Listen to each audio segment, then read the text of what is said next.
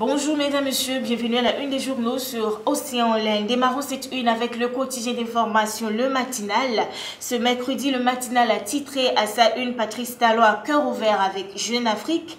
L'intégralité de l'interview, ma décision est prise. C'est un article à retrouver à la page 6 du matinal. Joma 2020 dans la ferme Kadeka, Charles Toko oriente les bacheliers vers les métiers de l'agriculture.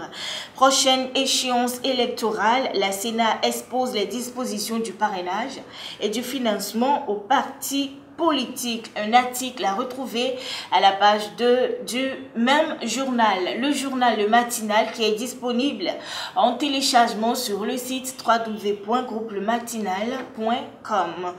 Nous faisons place maintenant au Béninois libéré. Le Béninois libéré a titré à sa une après la réussite de l'université de vacances du bloc républicain le week-end dernier, les remerciements de Biochane aux militants. Présidentielle 2021, les garanties de Tiando à l'opposition.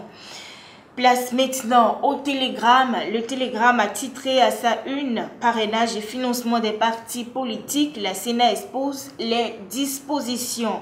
30 heures de cours pour les aspirants, un choix imposé par le manque d'enseignants compétents. Des avantages supplémentaires accordés aux aspirants. Matin libre a titré à sa une le chef de l'État dans Jeune Afrique à propos des démocrates. Quel crédit accordé à l'assurance de talent? Une interrogation à retrouver à la page 2 de Matin libre. Pour la relance du parti UP à Djougou, Soulé Yakoubou Mama mobilise les jeunes. Quotidien le meilleur à présent. Quotidien le meilleur a titré à sa une journée FIFA les 23 écureuils du Bénin qui vont défier les panthères du Gabon sont connus. Et puis polémique autour de l'augmentation de la masse horaire aux enseignants aspirants, le gouvernement dément et clarifie avec des éléments de compréhension.